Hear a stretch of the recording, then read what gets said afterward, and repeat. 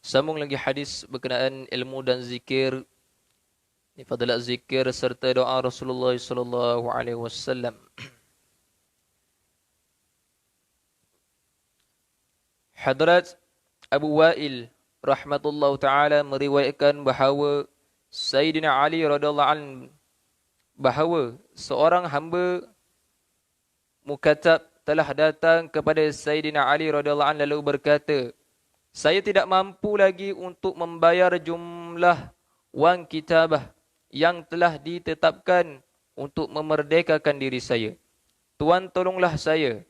Sayyidina Ali radhiyallahu anhu berkata, apakah tidak patut saya ajarkan kepada kamu doa yang telah diajarkan oleh Rasulullah sallallahu alaihi wasallam kepada saya? Jika kamu menanggung hutang sebanyak gunung Sir yang berada di Yaman pun, hutang itu akan dilansaikan oleh Allah Ta'ala. Bacalah, Allahumma akfini bihalalika an haramik, waghnini bifadlika amman siwak. Ya Allah, kurniakan kepadaku rezeki yang halal, dengan itu aku akan terlepas daripada sumber yang haram, dan perkayakanlah aku dengan kalimah, dengan limpah kurniamu, sehingga aku tidak perlu lagi kepada sesuatu selain daripadamu.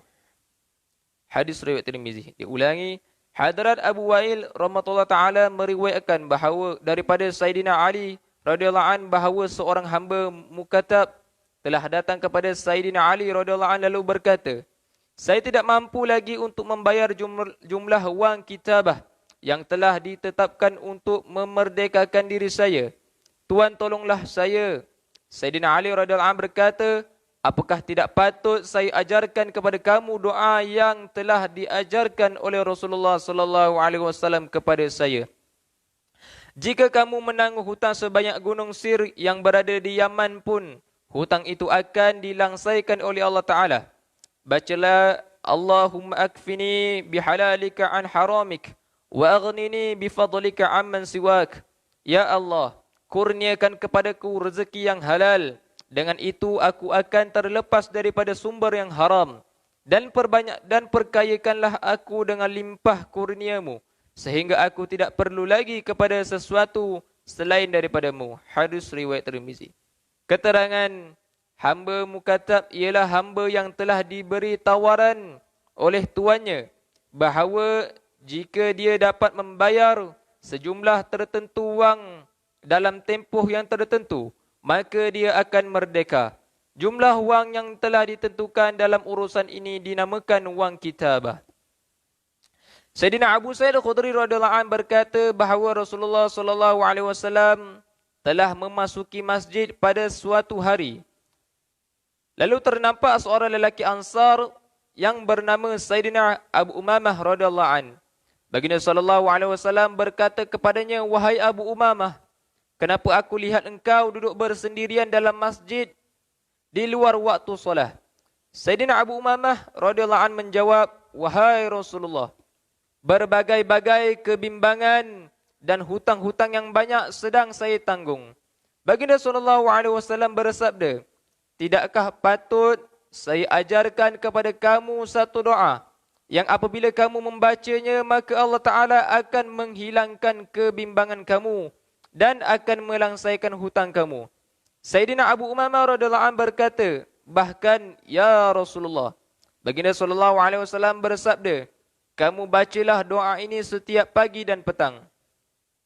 Allahumma inni a'udzubika minal hammi wal hazan, wa a'udzubika minal ajzi wal kasal, wa a'udzubika minal jumni wal bukhl, wa a'udzubika min ghalabatid dain wa qahrir rijal. Sayyidina Abu Umamah radhiyallahu anhu berkata, saya telah membaca doa itu setiap pagi dan petang. Lalu Allah Ta'ala telah menghilangkan kebimbangan saya dan dia telah melansaikan segala hutang saya.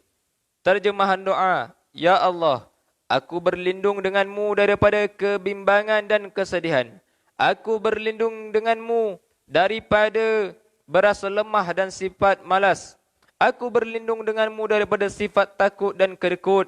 Dan aku berlindung denganmu daripada bebanan hutang dan tekanan orang ramai. Diulangi Sayyidina Abu Sa'id Khudri radhiyallahu anhu berkata bahawa Rasulullah sallallahu alaihi wasallam telah memasuki masjid pada suatu hari. Lalu ternampak seorang lelaki Ansar yang bernama Sayyidina Abu Umamah radhiyallahu anhu. Baginda sallallahu alaihi wasallam berkata kepadanya, "Wahai Abu Umamah, kenapa aku lihat engkau duduk bersendirian dalam masjid di luar waktu solat?" Sayyidina Abu Umamah radhiyallahu anhu menjawab, "Wahai Rasulullah, berbagai-bagai kebimbangan dan hutang-hutang yang banyak sedang saya tanggung." Baginda sallallahu alaihi wasallam bersabda, "Tidakkah patut saya ajarkan kepada kamu satu doa yang apabila kamu membacanya, maka Allah Ta'ala akan menghilangkan kebimbangan kamu dan akan melangsaikan hutang kamu?" Sayyidina Abu Umamah radhiyallahu anhu berkata, "Bahkan ya Rasulullah." Baginda sallallahu alaihi wasallam bersabda, "Kamu bacalah doa ini setiap pagi dan petang. Allahumma inni a'udzubika minal hammi wal hazan wa a'udzubika minal ajzi wal kasal wa a'udzubika minal jumni wal bukhl wa a'udzubika min ghalabatid dain wa qahrir rijal." Sayyidina Abu Umamah radhiyallahu anhu berkata, "Saya telah membaca doa itu setiap pagi dan petang. Lalu Allah Ta'ala telah menghilangkan kebimbangan saya dan Dia telah melangsaikan segala hutang saya." Terjemahan doa, "Ya Allah, aku berlindung denganmu daripada kebimbangan dan kesedihan. Aku berlindung denganmu daripada berasa lemah dan sifat malas. Aku berlindung denganmu daripada sifat takut dan kedekut. Dan aku berlindung denganmu daripada bebanan hutang dan tekanan orang ramai." Hadis riwayat Abu Daud. Jadi insyaAllah tuan-tuan, apa yang kita dengar dapat kita ambil iktibar, kita amal dan sampaikan kepada saudara kita yang tidak ada dalam majlis ini. Untuk majlis dengan tasbih kafara, subhanallah bihamdihi, subhanakallahumma bihamdika, asyhadu an la ilaha illa anta, astaghfiruka wa atubu ilaik. Subhana rabbika rabbil izzati amma yasifun, wa salamun alal mursalin, walhamdulillahi rabbil alamin. Taqabbalallahu minkum.